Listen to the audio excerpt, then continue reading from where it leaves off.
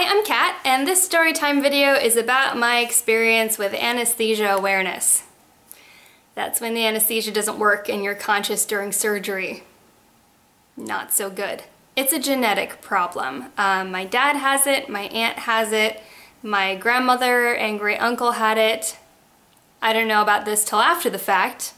Probably would have been good to know in advance. And it was surprising because I did have a tonsillectomy in 2009, which, now that we know that I had a tumor at that point, was actually really dangerous, and I'm lucky I didn't die.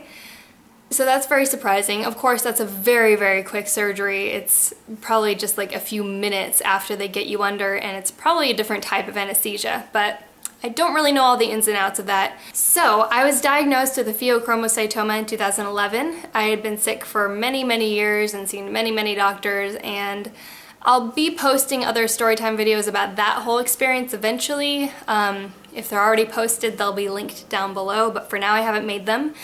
With my anesthesia awareness, it wasn't like I was awake during the surgery. Some people have reactions to the anesthesia where they completely wake up and they're fully mobile and it's as if the anesthesia just doesn't work on them. That's not what happened to me.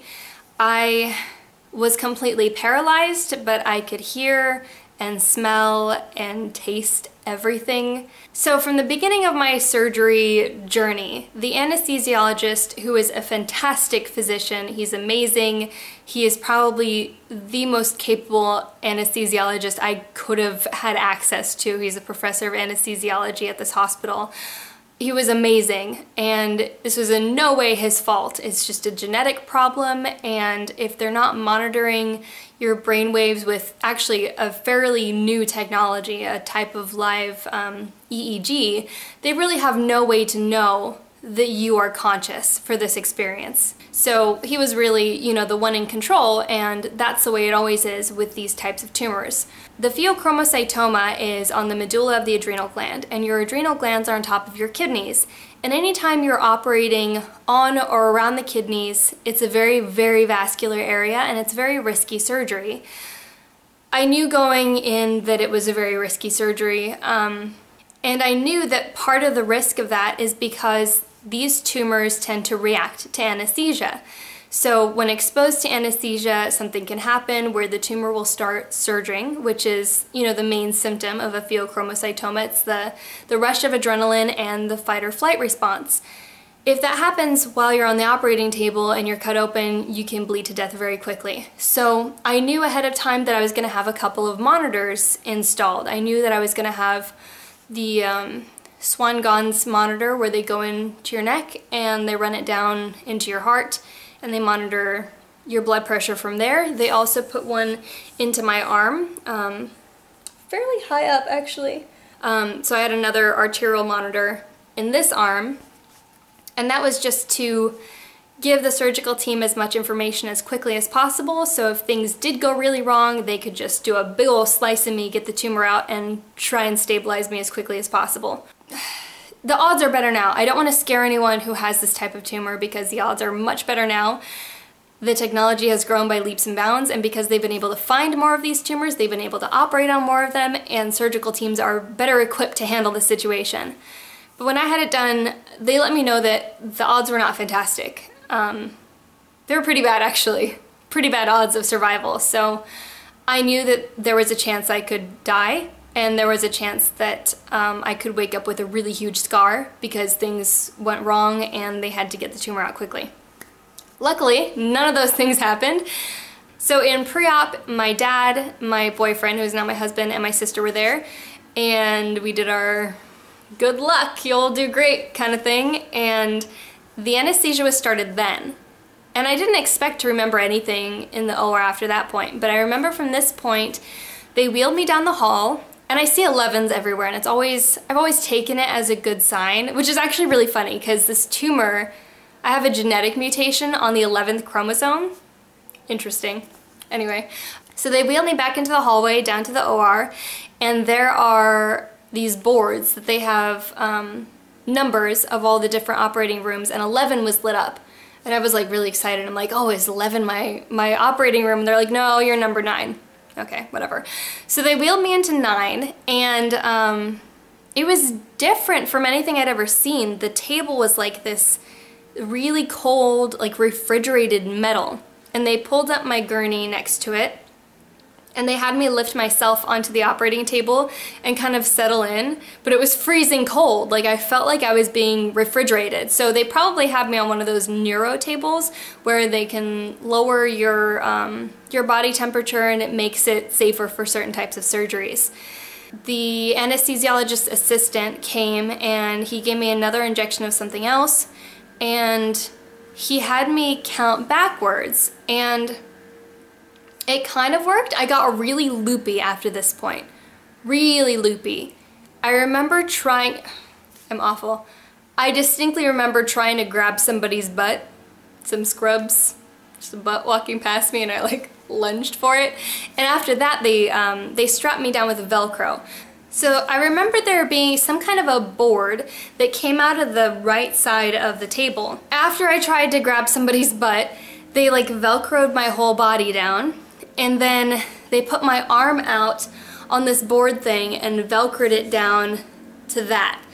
And then I couldn't move. And they turned on the radio, which is really weird. And at this point, they started working on my arterial catheters. So they had to put the one into my neck and into my arm. And I remember them swabbing me. So they marked me with a pen, like somebody was feeling me. They marked me with some kind of a marker, and then they swabbed me with something cold and wet, and then they covered me with this thing that was kind of like a big blue paper towel, but they only covered the upper half of my body at this point. They turned on the radio, and I didn't even know going into this that in the OR there's a radio on and people are just like jamming out to music. So they were listening to Top 40 radio, and all of a sudden Kesha came on. In my mind, I was saying, please change the station, because if I die, I don't want Kesha to be the last artist I heard. I probably honestly just like made some kind of a grunting noise, and somebody looked underneath the sheet at me and they said, oh, she really doesn't like that, or somebody doesn't like that. And so they covered me up again and they changed the station, which is really funny. And then I heard the anesthesiologist's voice and he said, okay, plug her. And I don't know if that means like give me more drugs or what happened, but at that point I don't remember seeing anything again after that point. And they probably taped my eyes shut at that point, because in most surgeries they'll tape your eyes shut, you know, if you wake up so you can't see anything, because that's gonna make it better. From that point I didn't see anything else, but from that point forward I was completely paralyzed. So I would think I was talking but no one was hearing me, or I would struggle to scream and nothing would come out. And I guess that next dose of anesthesia is what paralyzed me. They started cutting into my arm, and the thing about anesthesia is not that it numbs your whole body. It doesn't numb anything. It just knocks you out. And I guess we're counting on people not remembering what happened to them because they're so heavily drugged. So they started cutting into my right arm, and that was up to that point the most excruciating thing I had ever felt. And then they started putting, and it felt like a massive tube. It felt like someone was taking a piece of PVC pipe and shoving it into my arm, but in reality the cannula was probably, you know, like pretty small, like itty bitty. But it was going into my artery and a ways up into the artery as well. It couldn't have been more than a few minutes, but it felt like it was an hour of them sawing into my arm and then shoving this thing into my artery. They had holes cut, it felt like they had holes cut in the paper towel thing, and they would just be doing their business through that. So I felt like they moved that sheet and then put the opening right here. But they started cutting into my neck, and then they put that catheter into my neck, and oh my gosh, it was like, the sensation is what I imagine it would be like to be injected with poison. It was so painful, and I could feel the catheter moving like down through my arteries. It was not a good sensation. So that monitor, the catheter actually went all the way into my heart and looped around, I guess. And as it entered my heart, while it was moving in there, the heart doesn't really quite beat. It would just feel like it was shaking, it was vibrating. Anytime that they were messing with that arterial catheter and manipulating the cannula, it felt like my heart wasn't beating, it was just shaking, and that's a horrible sensation. Because at least if you're nervous, you can feel your heart thumping, but I didn't even have that. It was really, really creepy. That felt like it took another hour, which it definitely didn't. And then it felt like I was just waiting there forever, and these two things just kept like throbbing in pain. It was so painful. And I felt like people kept moving things, and every time they moved it, like it would just hurt more. And then they started the surgery. So my surgery was done laparoscopically. Thank God. They didn't have to cut me open and do a big incision. The surgery required 4 small incisions on my abdomen, on the right side of my abdomen. And your kidney is like fairly far back behind all your organs, so they had to put scoops in to move my stomach and my intestines and my liver out of the way. Oh boy, that's really weird. So I felt them cutting into my abdomen, and that was probably the most painful part out of all of this, is the incisions into my abdomen and when they put the tools in. So I guess there were 2 of the holes were for the tools that do like the cutting and dicing or whatever, and then 2 other holes I think were for cameras, because they have to be able to see into you and operate the tools. When they were cutting into me, initially I felt like they were using a scalpel, and then I started to feel burning, and then I started to smell burning, and it was my flesh. And when I started smelling it, a couple seconds later I started tasting it. It's kind of like a mix between, like if you've ever smelled burning hair and barbecue, but without the sauce. So it's like a combination of those 2 scents, except you can taste it. I haven't really asked anyone who's been in an OR if the smell is really that strong, but it was overwhelming for me. There were a couple times I felt like I was gonna puke, like I felt my stomach kind of like clench up like I was gonna throw up, but luckily I didn't. I was just thinking to myself, don't throw up, don't throw up, don't throw up, because you'll die. Like my whole goal through this whole thing was just don't die. The burning flesh was pretty gnarly, and then once they got inside my body and the tools were situated, of course, like when they touched the tools and when things moved, the incisions hurt, but you kind of reach a point where you're in so much pain that that part starts to go numb for a little while. So every once in a while it would snap back to me and I would feel it just as strong, but it was kind of like it would hurt really bad and then it would taper out, and then it would hurt really bad again and then it would taper out. It felt like eternity, and it was about a 4-hour surgery, or a 4.5-hour surgery. But then once they were inside my body, I don't know if there just aren't as many nerve endings in your internal organs or what. I haven't really studied the nervous system in depth like that. So once they were inside, it was like I could feel from the massive amounts of pressure that they were doing things. Like I could feel when they moved my liver out of the way, and I could feel when they moved my stomach out of the way, and so I could feel when they were kind of like digging through my organs to find my kidney. Just a pretty gross way to think about it. What I was feeling in my body, like I could feel my pancreas and my intestines and my bowel and my stomach, and I just felt like I was this sack of flesh filled with guts and blood, and yeah, it's pretty gross. It's really gross.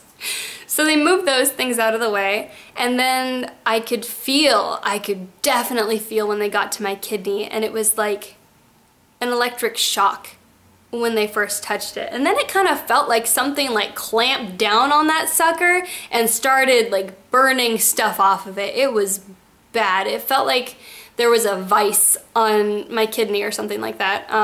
I don't know. I don't really know exactly how they do it. I could feel every time that there was a cut made, because it was, not only could I smell it, but I could taste it, and I could feel that like a sharp electric burning sensation, if that makes any sense whatsoever. It was kind of, I mean, like a nerve pain, like a sharp tingling nerve pain, but it also felt like burning on my kidney. And I had had so much kidney pain for so many years that I can just like really feel my kidneys. I think I'm very attuned to them. They cut off the tumor and it took a really long time. There would be like these bursts of pain and then it would feel like nothing was happening for a really long time. Like they were just staring at it or something. And then there were quite a few times when all the machines would start beeping and I would get, like I felt cold, freezing cold the whole time. But there were, I can't remember if it was 2 or 3 times, all the machines started beeping and I would feel freezing cold. And then I would feel like my whole body was shivering. And then they would inject me with stuff and I would feel like burning in my veins. Oh, that's another thing. Like every time they inject you with something, it burns. Like it really, really hurts. It's very uncomfortable, especially these drugs, whatever it was they were giving me when this was happening, these events. I'm not sure. I don't really want to think too much into like what was happening at that point, but 2 or 3 times I felt very cold and I could feel myself like I wanted to leave my body. And I very much felt like there was a moment when I had a choice to leave or to stay. And I was very, very aware that sorry, most of this doesn't bother me anymore, but this part bothers me. I could feel like I did not want to be in that body anymore, and I could feel myself kind of float up out of it. And it's something that I feel like I've always done to some extent because I was in so much pain for so long that I would kind of, and I don't know if this makes sense to everyone, it's like I would hang out just outside of my body. Like somewhere around here, I would just detach and switch that part of me off and just not feel anything. And I do remember very specifically during one of these events when all the machines started beeping and they started doing things to me and they started injecting me with extra stuff, I was pushing myself outside of my body and I knew that I had a choice.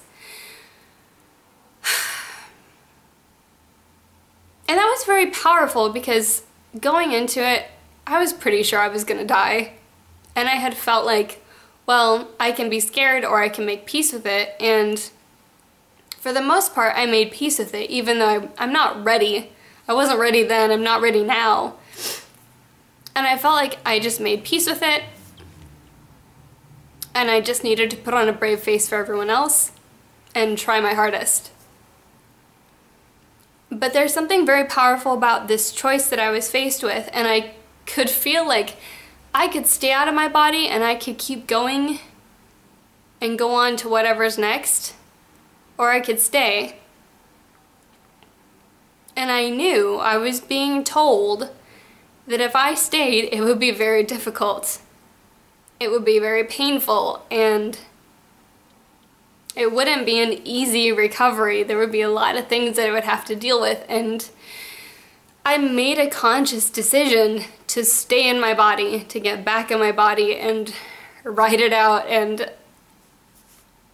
I did that, and it was like immediately I was kind of like, did I make the right choice? Because I was in so much pain and this experience was so traumatic, and something I would not wish on anyone. I guess I was talking to God and God told me either way is okay, you know? I didn't feel like choosing to leave was a sad thing in that moment. It just felt like an option.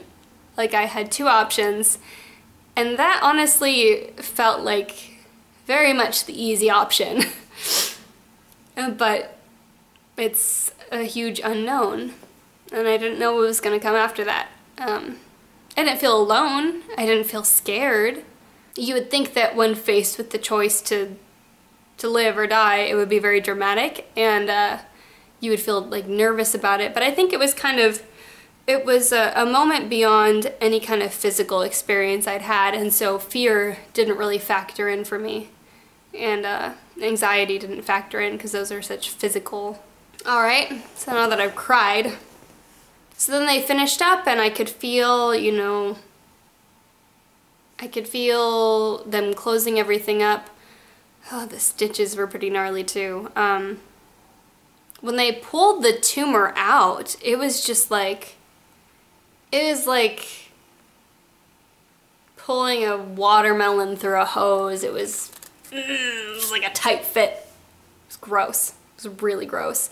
And like, it's bad enough being cut open, but when they're dragging something like too big for the incision through it, it kind of like stretches your flesh and it's very uncomfortable. So they pulled that out. They kind of, you know, were checking my monitors a lot, making sure everything was okay, and then they stitched me up. They stitched me up and then they put, oh, and that burned too. That like really stung. They did the traditional stitches internally, like the dissolvable stitches, and then they glued my incisions shut. Yeah, it's just strange. And it was strange listening to the conversations. It was just very matter of fact. It was weird. And you hear the instruments clanging together and people shuffling around, and it was interesting. But I felt very well cared for the entire time. I remember the anesthesiologist talking to his assistant, explaining that he wanted me to be asleep for like a good amount of time.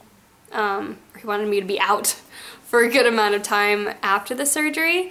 And he's like, okay, you can go ahead and push that. And I don't remember anything after that until I woke up. And the next thing I remember is waking up and saying, thank you, God, I'm alive. It didn't seem like it was gonna happen. And I was very, very happy when I woke up. I was so happy when I woke up.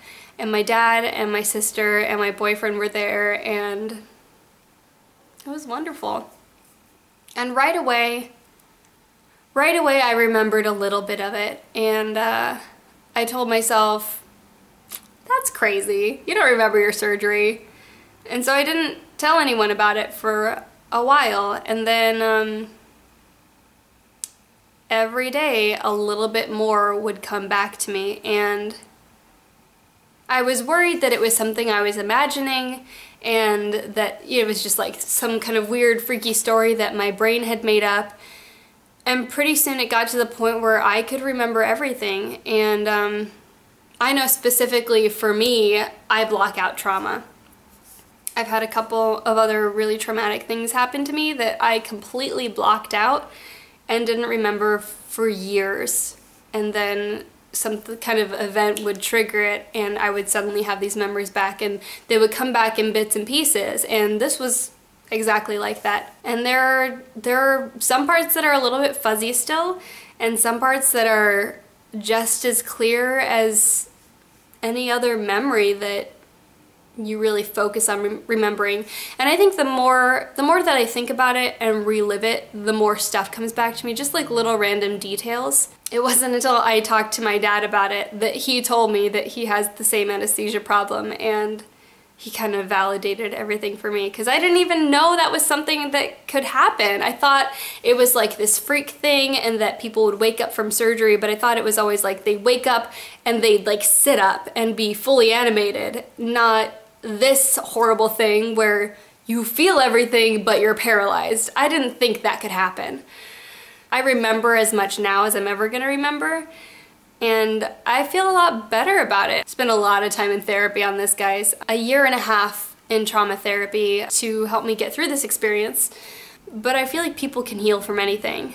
And I really have that hope for myself that someday, you know, the PTSD thing won't be a factor in my life anymore, and I won't have the night terrors that are triggered from it. I just felt happy when I woke up, and even as painful as my recovery was and as slow as it was, I immediately felt like a different person in a good way. And There were so many things that had plagued me for so many years because of that tumor that were just gone overnight, and that's amazing. And most people aren't sick for 16 years and then get an answer like this and just have surgery and don't have to be on medication after. A lot of people are not as lucky as I am and as blessed as I am. And so even though I had this experience, overall, I am really, really blessed to be where I am and to have had the surgical team that I did, because they are the best of the best, and I'm so eternally grateful to them. It doesn't hurt to talk about it like it used to. I don't shake and cry through the whole thing when I try and talk about it now. It took me like 6 months to even really believe that that happened, and then probably like 1.5 to 2 years to be able to talk to anyone in depth about it. And now I'm at a place where I can share my story, and I woke up and I'm alive, and you can't really be much more blessed than that.